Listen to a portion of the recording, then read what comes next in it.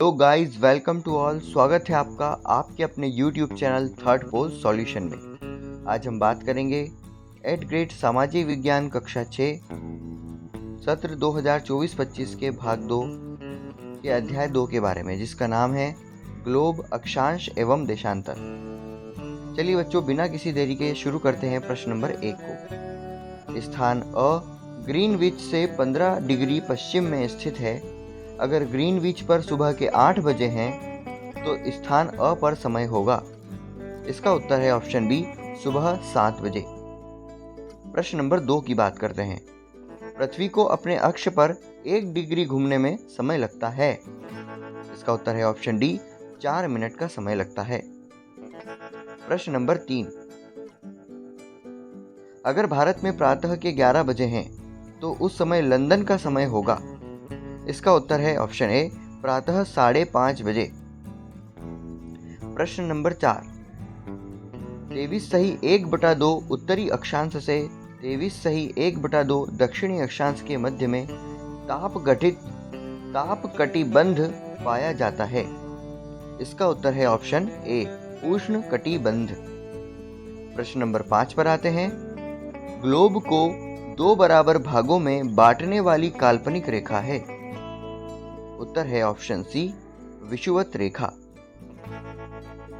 प्रश्न नंबर 6 की बात करते हैं। रिक्त स्थान की पूर्ति कीजिए। पॉइंट ए, ग्लोब पृथ्वी के लघु रूप का एक प्रतिरूप है। पॉइंट नंबर बी, स्थानीय समय का अनुमान सूर्य के द्वारा बनने वाली परछाई से लगाया जाता है। सबसे छोटी परछाई दोपहर में बनती है। पॉइंट सी, पृथ्वी अपने अक्ष पर पश्चिम से पूर्व दिशा की ओर घूमती है। पॉइंट डी, अक्षांश रेखाएं समानांतर होती हैं। पॉइंट ई, कर्क रेखा उत्तरी गोलार्ध में है। प्रश्न नंबर 7 पर आते हैं। ग्लोब की 2 विशेषताएं लिखिए।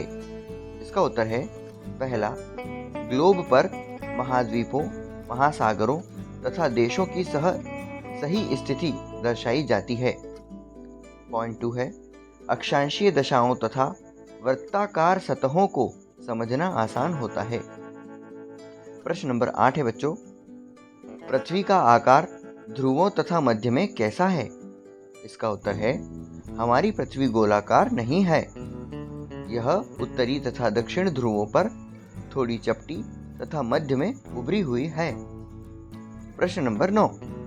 विषुवत रेखा पृथ्वी को कौन से 2 बराबर भागों में बांटती है? इसका उत्तर है विषुवत रेखा वह काल्पनिक वृत्त है जो पृथ्वी को 2 बराबर भागों में बांटती है, जिन्हें उत्तरी गोलार्ध तथा दक्षिणी गोलार्ध कहते हैं। प्रश्न नंबर 10। पृथ्वी के ताप कटिबंधों के नाम लिखिए। उत्तर पहला, उष्ण कटिबंध। इस क्षेत्र में सबसे अधिक ऊष्मा होती है। दूसरा, शीतोष्ण कटिबंध, मध्यम तापमान क्षेत्र होता है। तीसरा, शीत कटिबंध, अत्यधिक ठंडा क्षेत्र है। प्रश्न नंबर 11 पर आते हैं बच्चों। ध्रुवों के निकट के क्षेत्रों को कम ऊष्मा क्यों प्राप्त होती है? इसका उत्तर है ध्रुवों पर सूर्य क्षितिज से ज्यादा ऊपर नहीं आ पाता है, इसी कारण इन क्षेत्रों को कम ऊष्मा प्राप्त होती है। अगले प्रश्न पर जाते हैं और पहुंचते हैं प्रश्न नंबर 12 पर। प्रश्न नंबर 12 है, उष्ण कटिबंध 23 सही 1/2 उत्तरी अक्षांश से 23 सही 1/2 दक्षिणी अक्षांश के मध्य ही क्यों पाया जाता है? इसका उत्तर है कर्क रेखा 23 सही 1/2 उत्तरी अक्षांश तथा मकर रेखा 23 सही 1/2 दक्षिणी अक्षांश के मध्य ही सूर्य सभी अक्षांशों पर वर्ष में एक बार दोपहर में सिर के ठीक ऊपर होता है, जिससे इस क्षेत्र में अधिक ऊष्मा उत्पन्न होती है। इसीलिए इसे उष्णकटिबंध कहा जाता है। प्रश्न क्रमांक 13। देशांतर रेखाओं की विशेषताएं लिखिए। इसका उत्तर है अक्षांशों में एक ही अक्षांश रेखा पर स्थित अलग अलग स्थितियों के मध्य पूर्व या पश्चिम स्थानों की दूरी पता लगाने हेतु देशांतर रेखाओं का प्रयोग किया जाता है।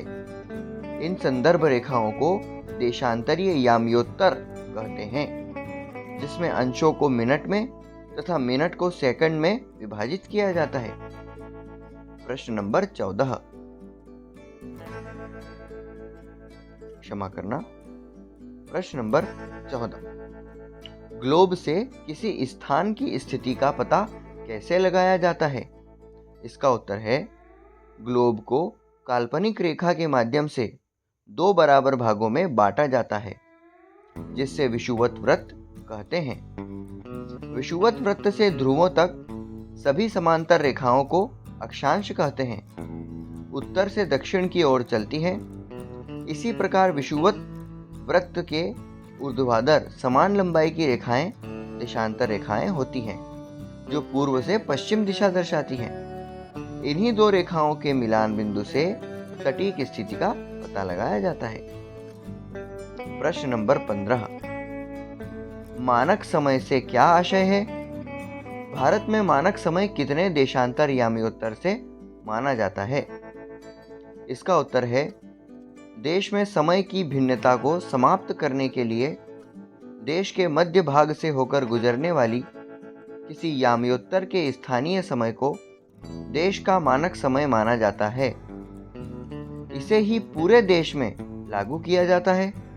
भारत में 82/1/2 यानी कि 82 डिग्री 30 मिनट पूर्व को मानक देशांतर याम्योत्तर का भारतीय समय मानक के नाम से जाना जाता है। प्रश्न नंबर 16, ग्लोब का चित्र बनाकर निम्नांकित को दर्शाइए। बच्चों, विषुवत रेखा, कर्क रेखा, मकर रेखा, उत्तरी ध्रुव तथा दक्षिणी ध्रुव को आपको ग्लोब बनाकर इन्हें ग्लोब में दर्शाना है। मैं चाहता हूं कि इस गतिविधि को आप स्वयं करें। इसके हेतु आप पेज नंबर 11 पृथ्वी हमारा आवास का अनुसरण कर सकते हैं, जिससे आपको निश्चित रूप से सहायता प्राप्त होगी। तो आज का यह वीडियो यहीं समाप्त होता है। वीडियो अच्छा लगता हो, मदद मिलती हो तो कृपा करके चैनल को सब्सक्राइब करें और अपने दोस्तों के साथ शेयर एवं लाइक करें। मिलते हैं अगले वीडियो के साथ। तब तक के लिए नमस्कार।